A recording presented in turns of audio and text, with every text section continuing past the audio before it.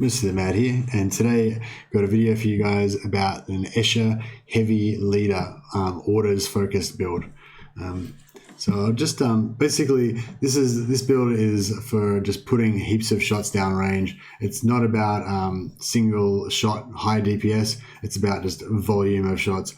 Both your leader will fire a lot of shots, and it'll make the rest of your team fire a lot of shots using the fire at will order. So I'll jump into it without any further ado. So this is just the build I'm using, but you don't actually need most of these skills. It's a very simple build. All you need is heavy-footed, lead by example, and fire at will. That's the whole build. So I'll just go through it quickly. So heavy-footed, this skill reduces the cost of your shoot action by 35%, and lead by example reduces the cost of your shoot action by 65%. After you've used an order skill. So those two combined makes your next shoot action cost nothing, so you get a free shoot action. Order fire at will is an extra order that you can get, as well as order attack, that allows you to put up to 3 stacks of the shoot of -10 cost to shoot on your other gangers. So basically you can spread that around onto 3 different gangers, or you can stack it all up onto one ganger. So basically the way I recommend you using this is when you activate your leader, so just say your leader's got 50 AP, for example, the first thing they do is they use order fire at will on one of your other gangers, and you put 3 stacks of -10 shoot cost onto that ganger, and then that makes your next shoot cost free with your leader.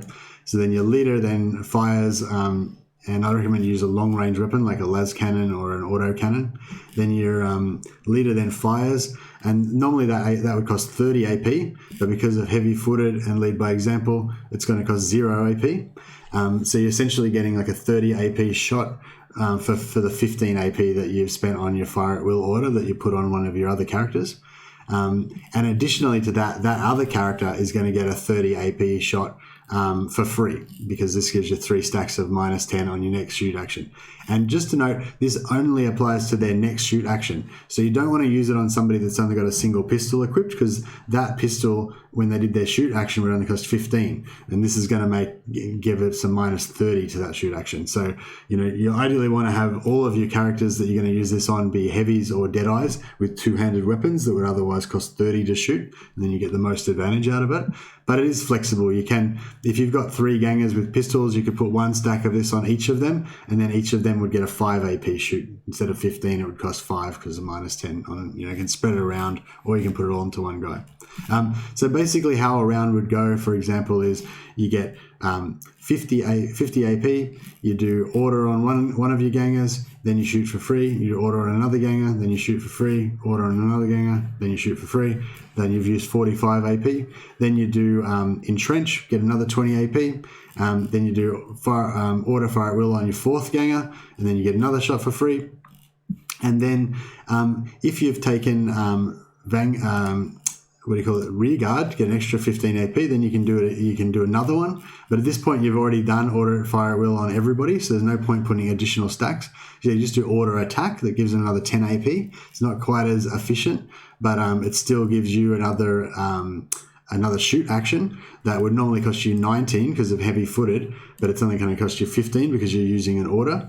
And that's also giving 10 AP to whoever that character is that you've given the order to. So that's pretty much the gist of it. It just gives you lots of shots, basically. So for example, if you didn't do this, your sort of opportunity cost of what this is replacing, if you didn't do this, then your leader could use a heroic barrage skill, which is going to allow you to do basically 3 shots for a little bit more than you would normally use to do 1 shot. Or if you're like using your heavy skills, you could, if we've got a heavy sitting here, yeah, heavy.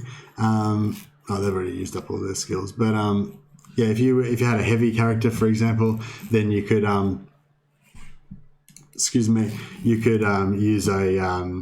use a Gatling Frenzy or an Armor Shredder, and that would do more damage. But so it's basically a trade-off where you can sort of either this isn't it's not a high damage skill. It's just allowing you to do heaps and heaps of normal damage shots, basically. So that's the gist of it.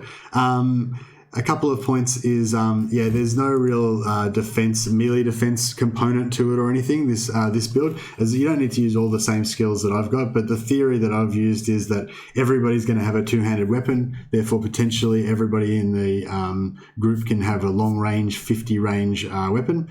So basically you just set yourself up far away from the enemy and just shoot them down from range. Don't let them get into melee combat, basically, because you don't have any melee defense capability. But optionally, as I said, it is very flexible. Your leader just they can use the orders on anyone. It's still going to give them the advantage of giving them their free shots. You just may not get as much of a bonus out of it on the other characters if they don't have 30 AP shoot skills, if they don't have a two-handed ranged weapon, basically.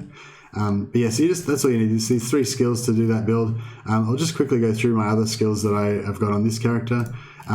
You want your auras. So a note about Escher is they don't have as many ranged buffs as Orlocks do.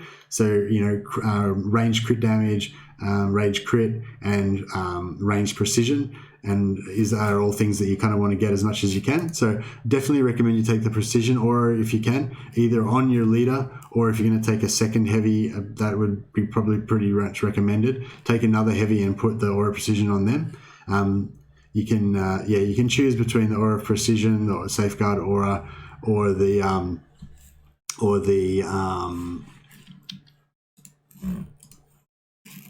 Shifty Ruse aura that gives you extra 15 AP, which then allows your hero to do another order and get another free shot and give another 10 AP to another ganger again.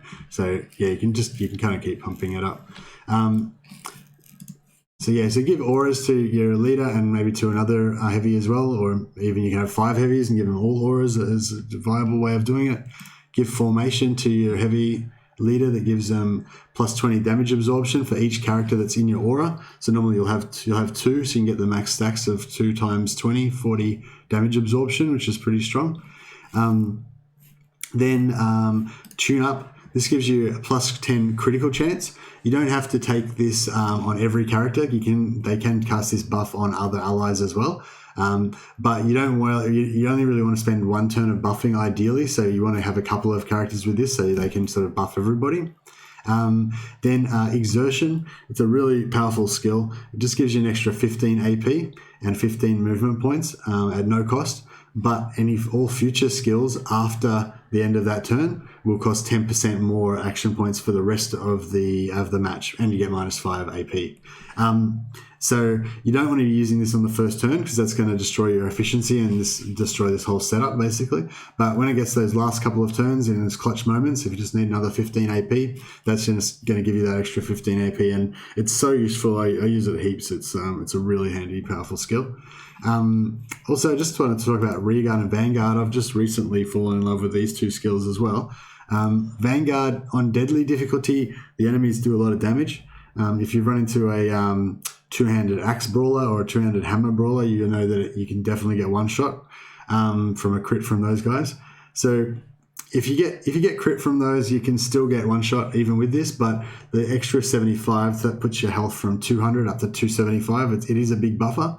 And this -10 maximum action points, it's not actually as bad as you think. It's not -10 action points per turn. It's -10 total action points. So normally your maximum action points is 60, but you only regenerate 50 action points per turn. So it just means that you can't store up that extra 10 action points. But assuming you're just using all of your action points every turn, it doesn't actually have any effect on you. You just get 75 extra HP for free. And then if you want to pump up your action points even more, you can take a Rearguard that gives you another 15 action points per turn and 15 extra maximum action points. However, this does drop your HP by 50, so I definitely would not recommend you take this on deadly difficulty unless you've already taken Vanguard. It's probably a bit safer just to take Vanguard without Rearguard. But yeah, if you've got Vanguard already, then I'd suggest, you could maybe take Rearguard as well, just to get a bit of extra DPS, a bit of extra functionality out of the build. So I hope you guys like that build. It's something a little bit different. It's a really fun build. It's really flexible. You can do a lot. You feel like you're doing a lot each turn. You got a lot of actions, you got a lot of different decisions to make and things that you can do. So it's really cool. Anyway, hope you enjoyed that build guide. If you want to check out my next build, you can subscribe or just check out my channel. I'll be putting out semi-regular build guides about different cool builds that I've figured out. Thanks, guys.